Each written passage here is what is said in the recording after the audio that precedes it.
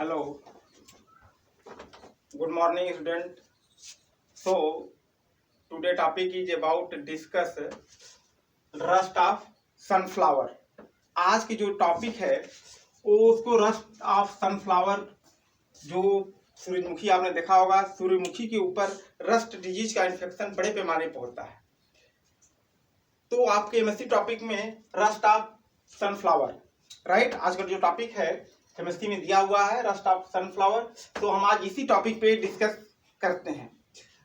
सबसे पहले हम देखते हैं डिस्ट्रीब्यूशन, ये जो फंगस है कहाँ कहाँ पाया जाता है।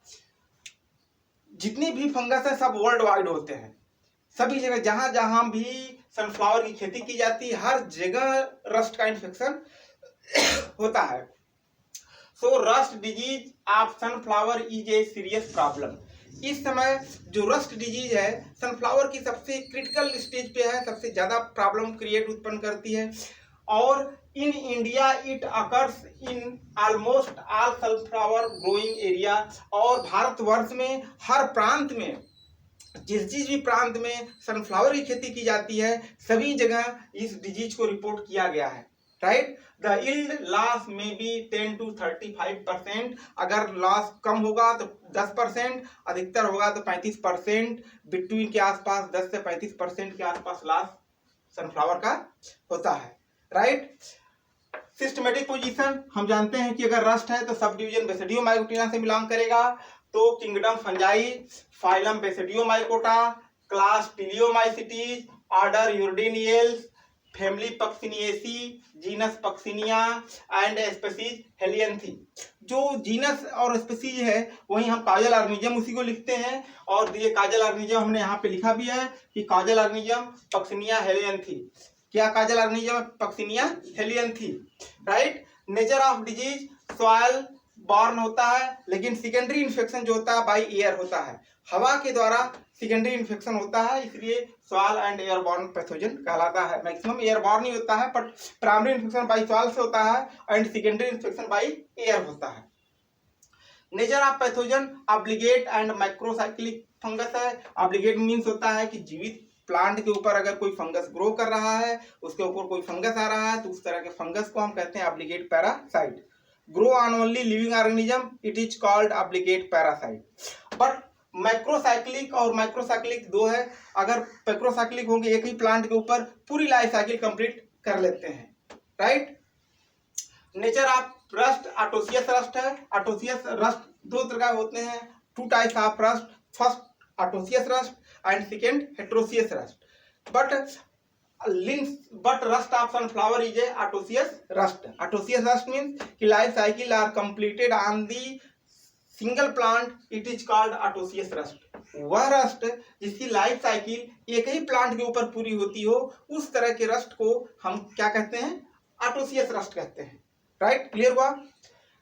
अब सिम्टम्स देखते हैं। देखिए सिम्टम्स जो पत्तियों पे बनते हैं वो छोटे छोटे स्पॉट बनते हैं पूरी पत्ती पे। आपकी जैसे सनफ्लावर की लीफ है, और सनफ्लावर के लीफ पे आप देखते होंगे कि जब सिम्टम बनेंगे तो रेड कलर के हल्का सा रस्टी सिम्टम, इस तरह छोटे छोटे स्पॉट पूरे पत्ती भर क्लियर एकदम दिखाई देते हैं। उस तरह के सिम्टम को हम बोलते हैं रस्ट, राइट। तो the first symptom appear as small circular reddish brown spot covered rusty colour dusty on lower surface of leaf. पूरी पत्ती के ऊपर छोटे छोटे सर्कुलर स्पॉट बिंदी नुमा जैसे रेड रेड कलर के छोटे छोटे स्पॉट सर्कुलर गोले गोलेकार के पूरे पत्ती पर दिखाई देते हैं। In severe infection maximum pustules are lips. अगर सीवियर इन्फेक्शन हो गया हो तो जो पास्टुल्स उभरे उभरे ग्रोथ के पूरे पत्ती भर क्लियर एकदम स्पष्ट दिखाई देते हैं, राइट। स्टेज देखिए, अब जो रस्ट है, रस्ट में 5 स्टेज बनते हैं। Stage in disease development, first है zero stage, second 1 2 3 4 pycnio stage spore, aeciospore, uredospore, teliospore and basidiospore, right. अब ये जो लाइफ साइकिल शुरू होती है हम पिग्नियोस्पोर से शुरू करते हैं। आपकी ये इन्फेक्टेड लीफ है, राइट। अब इन्फेक्टेड लीफ, आपके इन्फेक्टेड लीफ के ऊपर जब बेसिडियोस्पोर इस लीफ के ऊपर जर्मेट करता है और जर्मिनेट करेगा तो पत्ती की अपर सरफेस पे क्या बनाएगा, पिक्निडिया बनाएगा। Pycnidia is a conical flask shape structure and produced in pycniospore. Paraphysis also may be present, इसके अंदर पैराफाइसिस पाया जाता है। पैराफाइसिस का मेन वर्क क्या है, प्रोटेक्शन करना, सुरक्षा प्रदान करना। और फिर इसके अंदर से जो स्पोर मैच्योर कंडीशन में होते हैं बाई ओस्टियोल। ओस्टियोल क्या है, mouth part of pycnidium. Pycnidium के मुख को हम ओस्टियोल कहते हैं। By ostiole pycniospore are liberated. अब पिक्नियोस्पोर क्या करते हैं, बाहर निकल जाते हैं और पत्ती के उसी पे लोअर सरफेस पे ही फिर जर्मिनेट करते हैं, डाइकैरियोटिक माइसीलियम बनाते हैं और एसियम बनाएंगे। Aecium is a cup like structure, in aecium produced aeciospore. उसी एसियम के नीचे वाले फ्लोवर पे एसियम बनेगा। एसियम एक प्रकार की फ्रूटिंग बॉडीज होती है, उसके अंदर से एसियोस्पोर बनते हैं, राइट। अब यही एसियोस्पोर बनते बनते अगर आपकी क्रॉप हार्वेस्ट हो गई है तो दूसरे क्रॉप के ऊपर नेक्स्ट सीजन में अब यूरिडोस्पोर बनाएंगे। कब बनाएंगे, जब यूरिया बनेगा। अब ये एसियोस्पोर न्यू लीफ पे जर्मिनेट करते हैं, माइसीलियम बनाते हैं। माइसीलियम से फिर यूरिडियम बनेगा। यूरिडियम के अंदर यूरिडोस्पोर बनेंगे। यूरिडोस्पोर स्फेरिकल होते हैं, गोलाकार अधिकतर होते हैं। अब फिर ये यूरिडोस्पोर बाई एयर ट्रांसमिशन होते हैं और हेल्दी लीफ के ऊपर इन्फेक्टेड करते हैं। माइसीलियम डेवलप करेगा, जर्मिनेट करेंगे एसियोस्पोर, सारी यूरिडोस्पोर जर्मिनेट करेंगे और जर्मिनेट करके फिर क्या बनाएंगे, टिलियोस्पोर बनाएंगे।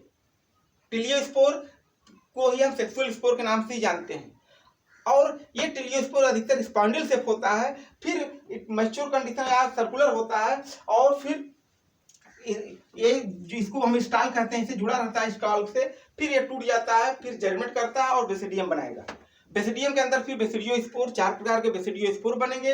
2+ स्ट्रैंड बनेंगे, 2- स्ट्रैंड बनेंगे। ये बेसिडियोस्पोर फिर नेक्स्ट सीजन में या अगले साल में या कोई क्रॉप हो गई इसके ऊपर जर्मिनेट करते हैं।